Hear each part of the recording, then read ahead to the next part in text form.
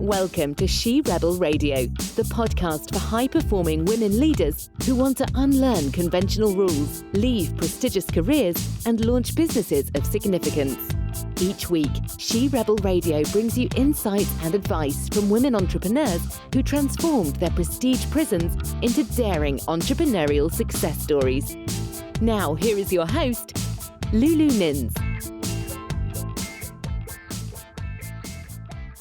Welcome to episode 25 of She Rebel Radio. When should I forfeit my position of prestige and what to expect?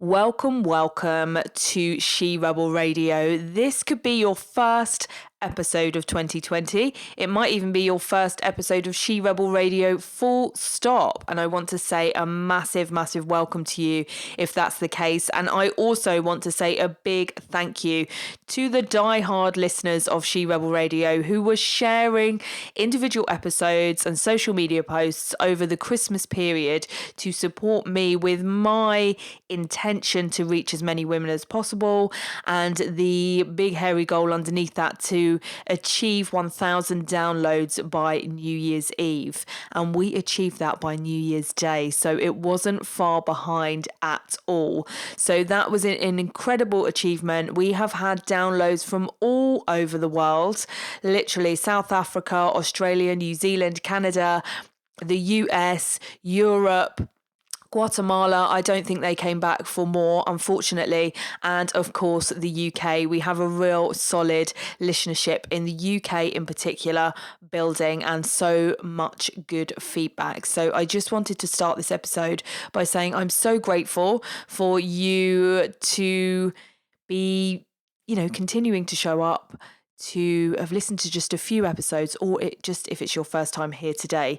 I am super grateful, as it's been such an amazing project over the last 3 or 4 months, and we continue to grow. So if you love this episode, if you've loved previous episodes, then please do leave us a review and also share with those amazing women who will resonate with the messages that we are sharing on She Rebel Radio. So before we dive into episode 25, I wanted to really introduce you to this idea of forfeiting your position of prestige. And we are going to explore during this episode what to expect when you forfeit that position of prestige, why you might be reluctant to do it, why you need to do it, when to do it, and how to start preparing for it. So this is quite a juicy episode. You may want to grab a pen and paper, particularly for the last part, and I'm excited to dive in. So let's introduce you to the idea of forfeiting your position of prestige. And why have I used that word? I've used that word because it indicates a loss. It indicates giving something up. It indicates surrendering and even sacrificing something. And that is exactly what needs to happen when you have a position of prestige and you're wanting to step into a business of significance. But so many of you can be reluctant to accept that you need to forfeit that position of prestige. Or so many of you may have already forfeited that through involuntary circumstances, or, circumstances beyond your control. And there's still, that kind of grasping on to that position of prestige. So it's a real acceptance that needs to happen, that you do need to forfeit something before you can gain something else. And it may be that you're side hustling, you're trying to hold all the stuff, and you don't know which direction to go in. And you need to look at why it is that you may be reluctant to forfeit that position of prestige. Where is it serving you? What is it giving you right now? And let's dive into what it is that you can expect when you sacrifice and forfeit that position. And the inspiration really for this episode, which came from Christmas shenanigans down here in the UK on the south coast. I was at my auntie and uncle's, which is a yearly do that we have every year. And I have in fact missed it the last 2 years because I've been away abroad. In 2018, I was in Goa hosting an amazing retreat at the Ashiana Yoga Retreat with my clients. And the year before that, I was trying to remember when I was preparing this episode, 2017, I was in LA, attending a retreat, a mastermind, and being supported in my business. And just before that, I was in Morocco with my clients. So I tend to go away at the end of the year to host retreats, to attend retreats, and all of that jazz. And it's important because that's a massive gain for me. It wasn't something that I could do, or something that occurred to me that I could do when I was in my position of prestige as a lawyer, because it was a really busy time of year for us. Christmas, lots of drinking, domestics, serious stuff happens around Christmas time in the criminal defence world, let me tell you. And as head of department, it didn't occur to me to, leave the team to deal with one of our busiest times of year that were December and January, and also the summer months as well. So when everyone else was off and enjoying that time, we were working really hard. But me giving up that position of prestige, one of the huge gains and one of the real intentional gains for me was to travel at the time of year when it's really cold in the UK, because I am not a big fan of the cold. I am always cold. I go to hot yoga for that reason, that I hate the cold. So to get out there in India, in Marrakesh, in LA, in all the warm places around, before Christmas was really important. So that was a massive gain when I had to give something up to get there. I was there this year because I'm going to Mexico 3 days after I release this episode. So think of me sunning myself in Mexico this week, not meaning to rub it in, but my family members that were there, my great aunt, my wonderful great aunt, and also my cousin, both asked me at separate times during that afternoon, "What is it that you're doing now?" And I share that with you because, firstly, in the first year of me forfeiting my position of prestige, that probably would have annoyed me and upset me that they didn't understand what it is that I was doing. Now, I had a little chuckle to myself afterwards. In, year 5, family members still might not fully understand what it is that I'm doing now. And my cousin actually did a very good job of explaining to her new partner what she thought it was, and she wasn't far off.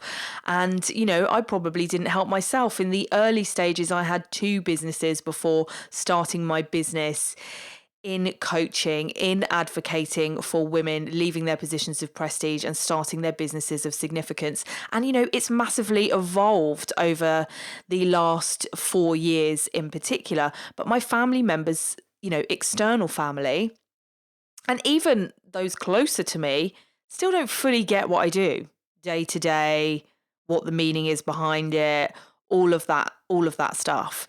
And, my great aunt has asked me before, "Oh, but you're still doing that coaching thing in the legal profession or whatever." And I explain this to you because what has happened, what I had to forfeit and give up, is my identity.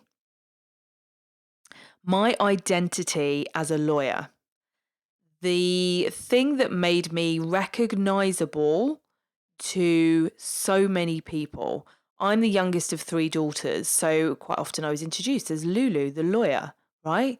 It became something that was such a huge part of me that it was a real loss when I had to give that identity up, that I was no longer the lawyer. So the big idea here to share with you is what to expect when you forfeit that position of prestige is a loss of identity. And don't underestimate that loss of identity. And what we can really ask here is to consider why you might be reluctant to do it, to forfeit that position of prestige. And I'm also going to dive into why you need to do it, okay? So let's just look at the term in terms of prestige and what that means. It means something that's recognized. Okay, it's a recognized identity. Lulu, the lawyer, we get that. It's well known, it's important, It is an identity. We recognize people by what it is that they do. And when we look at this term prestige, those positions are traditionally held by men, okay? The lawyers, the bankers, the accountants, the business owners. It may be that your position of prestige is within your own business, but you're needing to give that up, to forfeit that, to step into a business that serves you as more in terms of giving you more freedom, but also allowing you to step into more significance. You have to give something up before you can gain something. That's why you need to do it.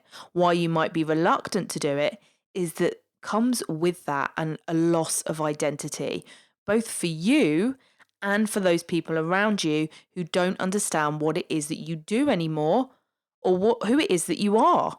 And I certainly had that in the first year or two. I don't get who you are right now. And there may even be a loss of relationships and people that you spend lots of time with because you are becoming that next version of yourself. So there can be that external of losing people that are close to you or losing their understanding or even their support. I certainly know, with family members of mine, this is no criticism, everyone was kind of waiting, in inverted commas, for me to go back to that position of prestige, just having a little, meltdown. She'll have a little bit of time off and then she'll go back. But running alongside that for me was this identity loss at a deeper level, at an internal level, some degree of confusion, really needing to reconnect with my sense of self, my self-worth, which can often come from those positions of prestige, particularly as women. We have, whether you are fully recognizing that or not, fought to freaking be there. And we've had something to prove that we can hold those positions of prestige. Be that as a lawyer, a banker, a business owner, whatever it might be, we've had to fight to be there. So there's a real loss when we step back from that. But why that's important is we have to create a vacuum. When we lose something, it creates a vacuum, which is a space entirely devoid of matter. And I quite often explain this. If you've got a full glass of water, if you keep on tipping in all the water, it overflows. Or that drawer at home where you stuff all the things that you don't really know what to do with, and it just becomes overstuffed and it all starts falling out and the wheels start falling off.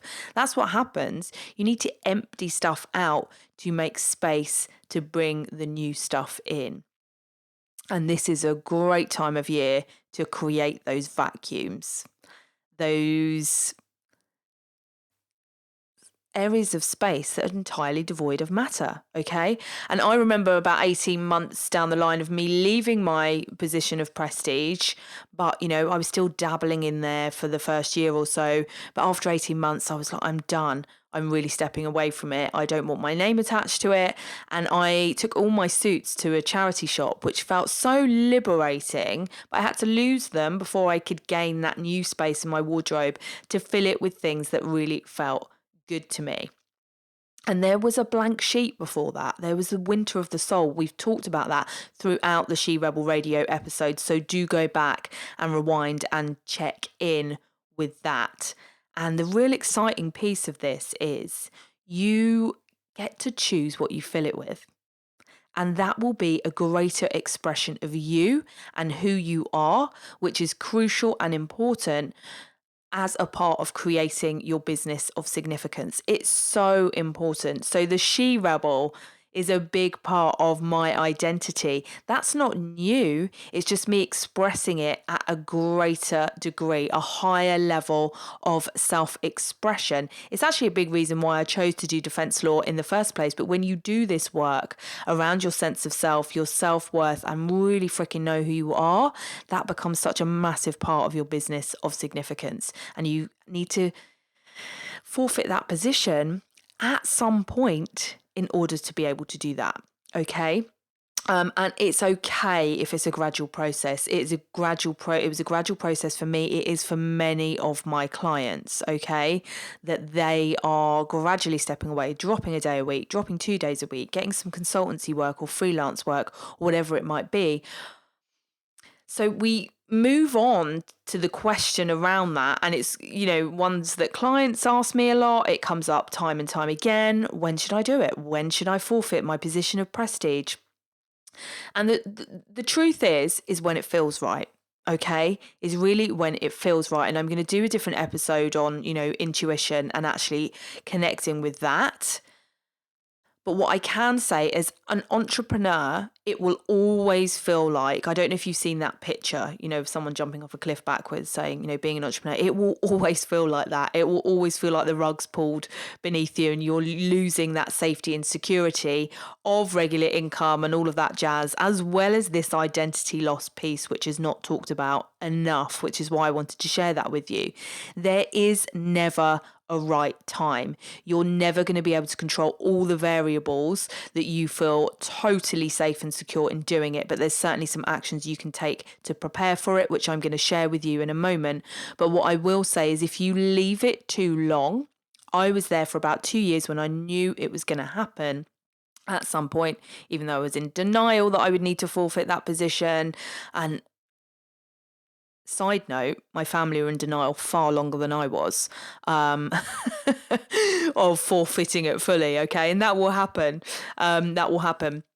Is that redundancy might come up, illness might come up, a toxic work situation that you're maybe in right now will get out of control, that you will leave knowing that it was going to happen for around 2 years and not actually taking any action around it. So you really need to put preparation in place to make sure that your wheels don't totally fall off when you leave, that you have this total identity loss and not really know where income and things like that is coming from as well, because it's not really a great combination.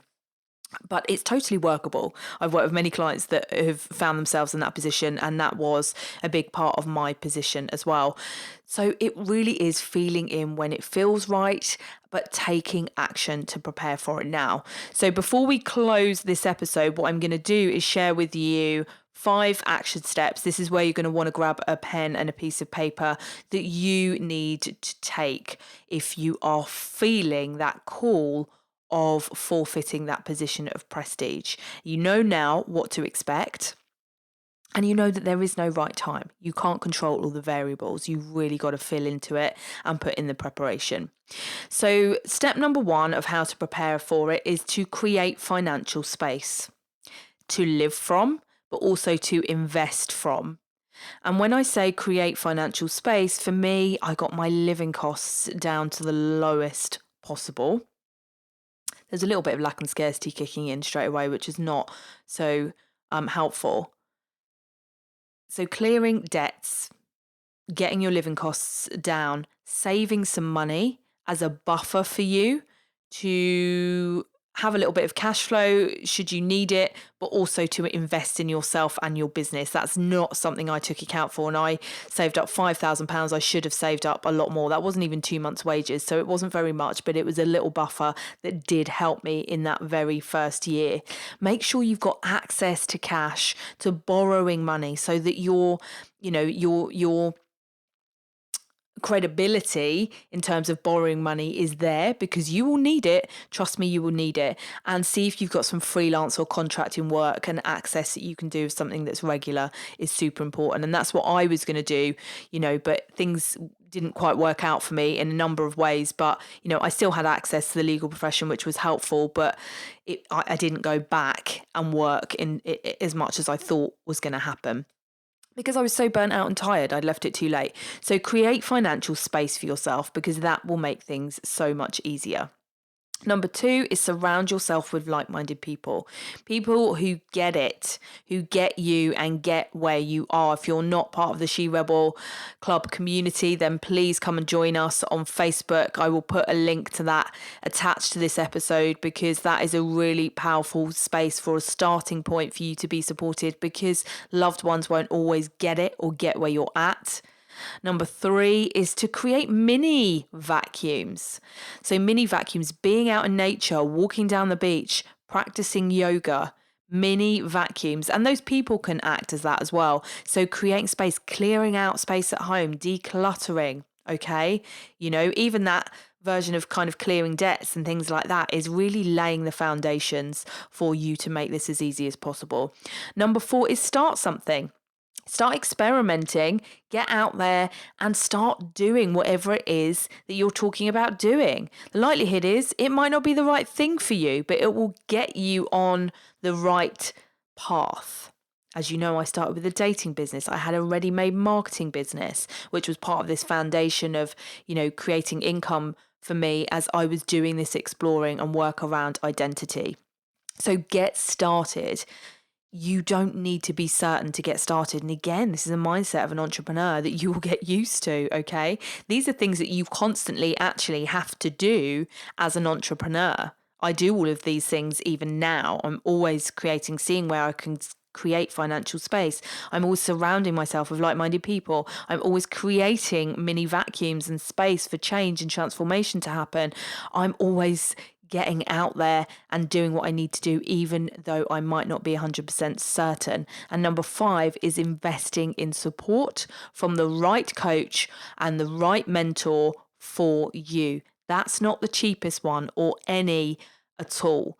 It's really about finding those right coaches and mentors. And my God, do I wish I had got myself the right coach or mentor before I had forfeited my position of prestige and jumped off that entrepreneurial cliff, which is why I do what I do now. So I'm here to support you if you are an avid listener of She Rebel Radio, or even if this is your first episode, as I've said today. If you feel what I'm talking about totally resonates, then do reach out to me at lulu@luluminns.com. We can have a breakout strategy session and, really find out where you are and how it is that you can move forward in the smoothest way possible. Now, to sum up episode 25 of When Should I Forfeit My Position of Prestige and What to Expect, there are 3 things I really want you to leave with. One is accept that you will have to give something up and there will be a loss.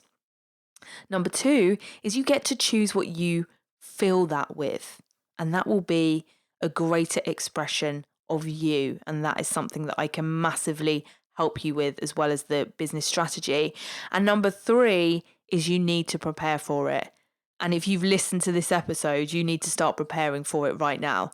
So if I can support you in any other way, do reach out to me at lulu@luluminns.com. We can have a chat about how I can support you, and also do find us at the She Rebel Club and take those actions to prepare now for when it is that you might be forfeiting your position of prestige in 2020.